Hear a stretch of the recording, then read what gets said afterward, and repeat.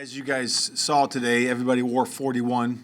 Offense wore the dark jerseys, and then white. The defense wore the white. So that's pretty cool.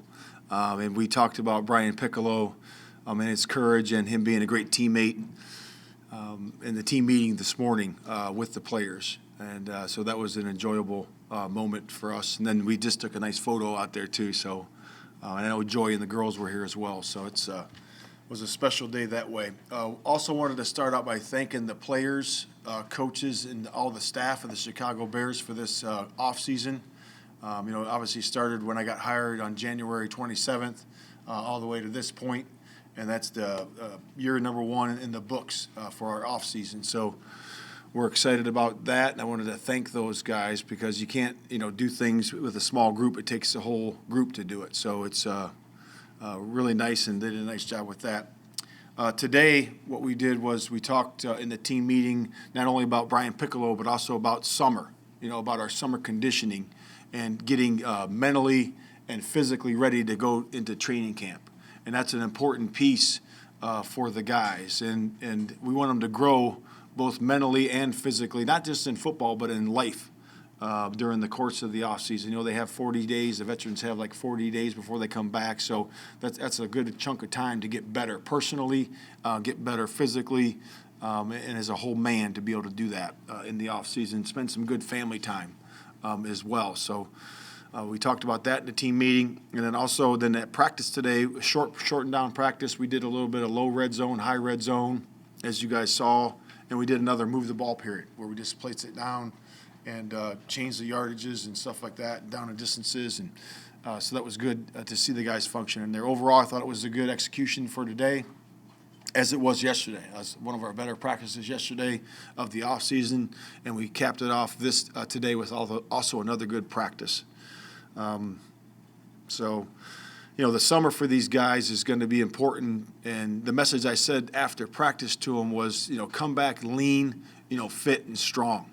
And obviously I left them with, get your track shoes on, like I started my first press conference, because we're going to be running once we get to training camp. Training camp's not to get in shape. You should already be in shape. You should be ready to go for training camp because we are blowing and going from day one. So that was my main message to them. And then just to be safe. Be safe and, be careful who you hang around and be mindful of that and where you are. And to be safe during the vacation, this little time off, this little break we have before training camp. So I'll open it up to questions from there. At the end of your first offseason as a head coach, what do you know today that you didn't know the day you got hired? I would say that what most of the head coaches I talked to said that, or some of them said this, and this is true. It said you become the scheduling coach and the PR coach. So.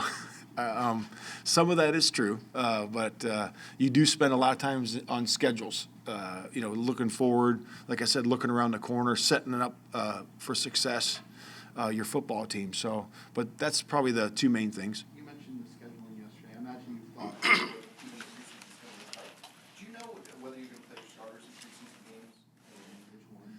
Yeah, that's obviously been discussed several times, and we have not come to the conclusion yet. So we'll work through that. We want to see the development of the players, and it might be on an individual basis, to start that off. So we'll see, and I'll visit with the other head coaches and see what they're doing, and go from there to see if we can pair it up the right way. So we'll talk about that.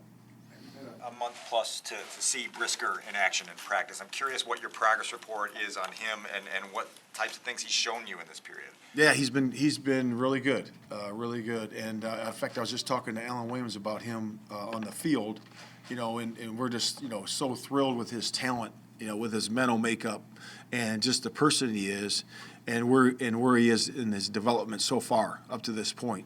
Has he shown everything we needed, that we needed to see? To really look around the corner to say, hey, where is this guy's potential?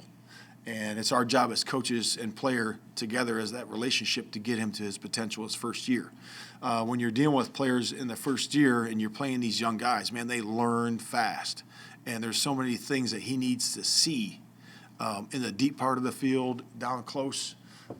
There's so many things that he has to experience and go through to get the knowledge and learn and put it in his file and his Rolodex there so he can come back to it. So I've seen that. I've done that before.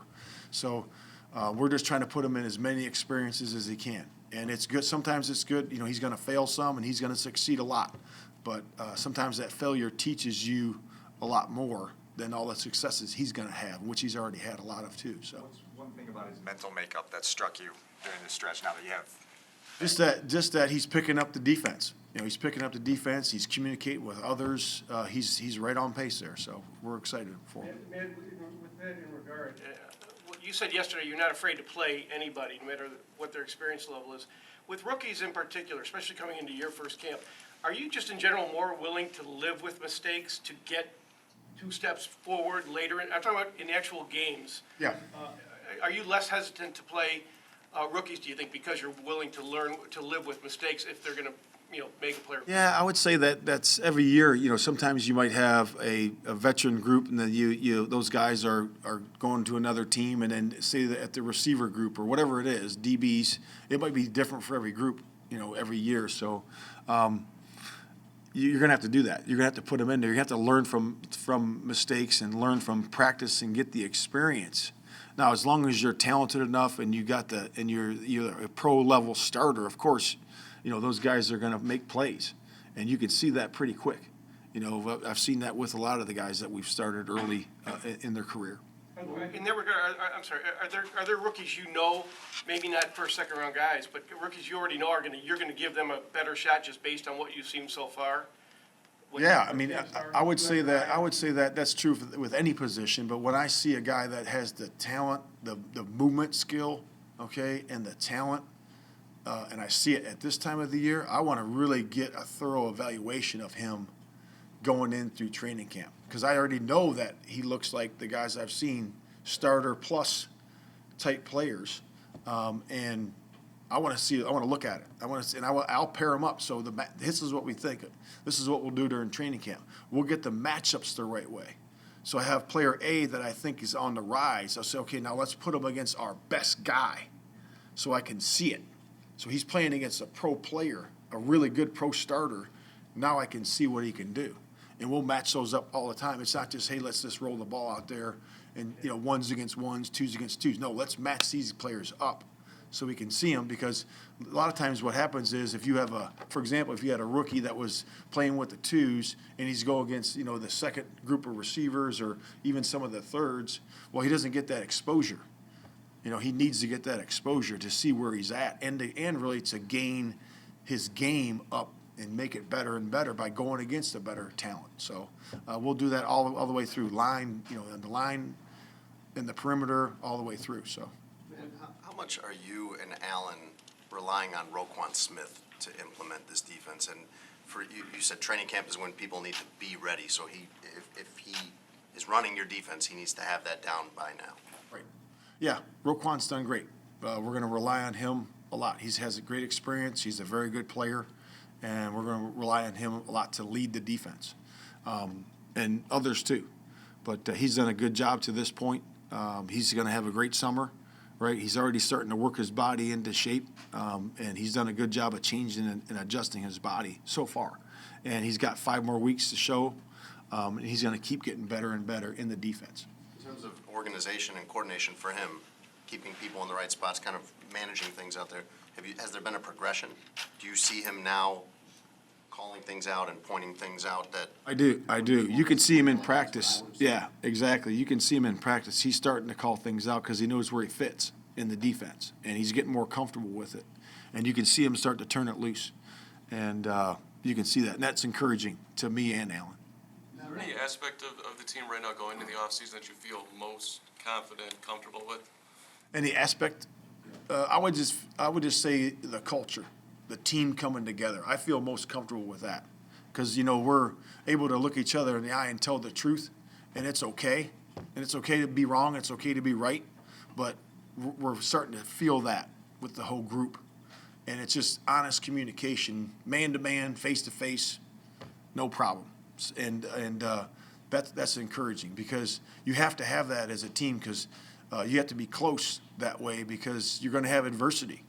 And you got to be honest with each other, and look at it and say, and step forward to the next step and keep taking the next step. So that's most encouraging to me. Matt, Justin Fields and a couple of the offensive players said this week that the offense isn't where it needs to be at right now. Is that okay? Like, just kind of given the circumstances of a young quarterback, a first-year NFL offensive coordinator, like, is that what you expect right now from this group? I would say that our whole football team needs to get better, right? We're an OTA first year, right? So we're going into training camp. This is a building block. So we built the foundation, okay, of what we want to be about, how we operate. You know, people always say they use the word culture all the time. Well, culture is really one action at a time, how you treat each other and how you go about your business, right? So we've established that right now, okay? And that's a day-to-day process. So now the next step is to get our systems down, and we're in the process of that. So for them to make that statement, I think that's accurate. I think that would be accurate for anybody at this time of year because the roster flips over so much in the NFL. It's literally a new team every year when you think about it. I know you have established quarterbacks that have played and so forth and so on. It certainly helps you out, but all I'm saying is that we're getting better and better. We got to continue to build on our foundation going into summer and going into training camp. Matt, what's an example of something you saw this week where you could point to that and be like, that's a big area of growth since I got here, or since I got my hands on the players in April? Yeah, I mean, I can't really point to one thing. I mean, you asked me the question, and I tried to think about one particular thing. I really can't. I mean, I would just say the team coming together and us improving on our schemes and our systems. When you talk about getting your track shoes on, can you give us a little more detail on what that means in a training camp setting? And Did you run track? I did not. No, I was not I fast. didn't either. I was too slow. But what that'll look like in the training camp setting, and I imagine you're not going to be doing 4x400 relays or 100-yard dashes and that. Yeah, so in our principle, our core principle we believe in, okay, we have ways to measure and standardize everything we do, right? So we standardize effort, we standardize intensity, we standardize taking the ball away and protecting the ball, and we standardize how we're smart in situations. So those are all measured. So when we look at the tape, we don't walk by mistakes.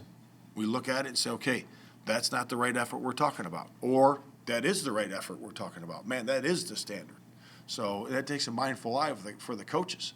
The coaches got to pay attention to that. I'm the ultimate guy who has to pay attention to that. But the coordinators and the position coaches, we're going to start a certain way. We're going to finish a certain way. And that's all standardized. You know, it took many years to standardize that. You know, and what we categorize every single thing with effort and the intensity piece. So Primarily practice tempo, essentially, right? yep, and you can see it, right? You guys are out at practice. You can see it's better, right? It's quicker, it's faster. We're running, but it's not there yet. We have to get better. You talked a lot about your schedule all mapped out. What do the next 6 weeks look like for you personally? What do you need to be doing to get ready for your Yeah, so for me, it's family time. For me and the girls, I think that's an important piece. It's a little bit of downtime where I read. I spend a lot of time reading. I'll probably get through 3 books. I got 3 already picked out that I'm going to read this summer. I'll spend a time. I do enjoy my hobby is golf. I do golf a little bit, so I'll do some of that. And then I'll I start reflecting on the season. So setting your mind up for what's going to happen. There's going to be adversities for the season, and then how you're going to respond to that as a head football coach and as a football team. So get your mind prepared for that. Take the notes that you have, that you're going through, and that's what I'll be doing here. And then I'll come back, a week or so early to get set up for the camp, make sure schedules are all squared away, and then working to the rookies showing up, which I think is the 23rd, and then the vets show up on the 26th, I believe. So going from there, yeah. Dion and then Mike. Matt, we've talked a lot about Robert Quinn not being here. I know you said that you wanted to leave his status to the GM, but how disappointing is that? Just as a veteran, a leader on this team, that he didn't find it important to be here for mandatory? Yeah, I mean, I don't have emotion with that either way. I'll be honest with you. When Robert's here, I'll talk to him. Him and I'll sit down and visit man to man, and we'll go from there, really. Last one, Mike. Matt, what were you hoping would be the impact on the players by honoring Brian Piccolo today? Yeah, I mean, just to honor the legacy and his family of Brian Piccolo. That to me was really the main message. And it's, sometimes it's hard for people or anybody that's, you go back so far, and it's hard for sometimes them to see the impact of Brian Piccolo that he had, in the late 60s there. And I just think that just honoring his life, and I read the award to the players today and what that meant. He was a really good teammate, and he liked to have fun with his teammates, liked to play practical jokes on them and stuff like that. So, just a real man and a real person and a Chicago Bear. So I wanted to make sure they got that message.